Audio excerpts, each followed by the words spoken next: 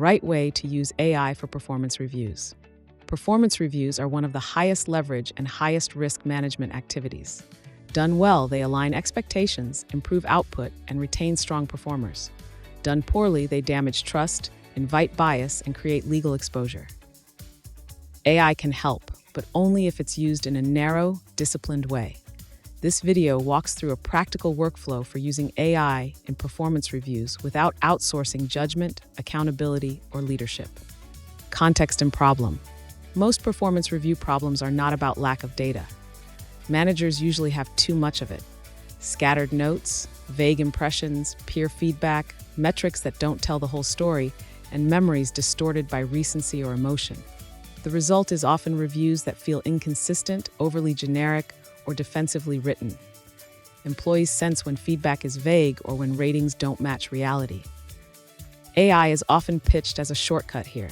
Summarize everything, write the review, assign ratings. That approach fails for two reasons. First, it amplifies whatever bias or noise you feed into it. Second, it removes the manager from the hardest part of the job, which is making clear, defensible judgments and communicating them responsibly. The right approach is to use AI as a structured assistant, not as an evaluator. Workflow overview. The correct workflow has 3 boundaries.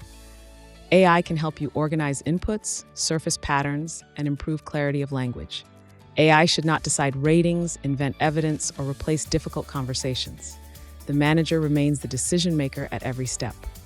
At a high level, the workflow moves from raw inputs to structured evidence to human judgment, and only then to AI-assisted writing. Each stage has a specific purpose, and skipping stages is where most mistakes happen. Step-by-step workflow. Start by assembling inputs without interpretation. This includes your own notes from one-on-ones, documented goals, project outcomes, measurable metrics, peer feedback when appropriate, and any self-assessment the employee provided. At this stage, you are not evaluating, you are collecting.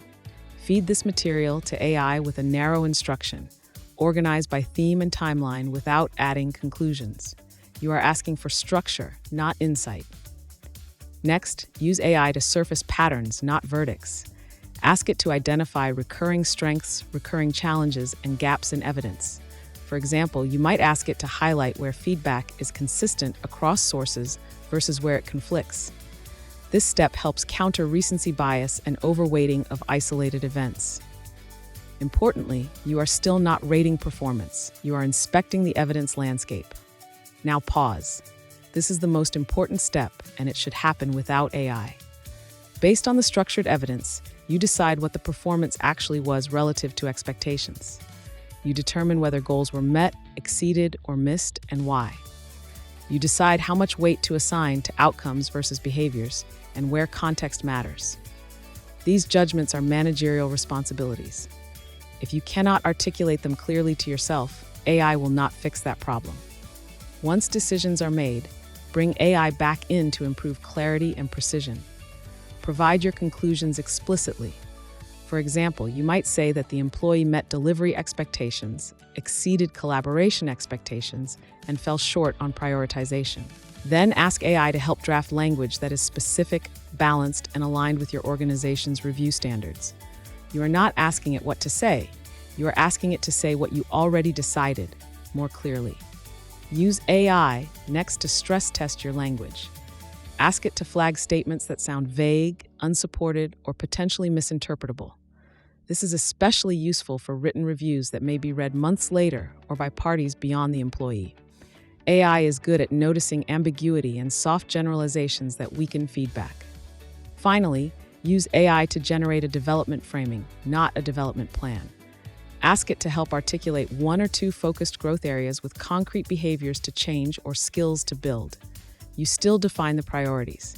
AI helps ensure the guidance is actionable rather than aspirational. Quality control and guardrails. There are several non-negotiable guardrails. Never ask AI to assign ratings or labels. Ratings require organizational context, calibration, and accountability that AI does not have. Never paste private feedback without understanding your company's data policies. Treat AI as a drafting partner, not a confidential vault. Avoid using AI to soften hard messages beyond recognition. Clarity is kinder than vagueness. If the feedback feels uncomfortable, that is often a signal that the issue matters, not that it should be blurred. Always review for factual accuracy. AI can unintentionally rephrase specifics into generalities or introduce assumptions that were not in the original input. If you can't point to evidence for a sentence, rewrite or remove it.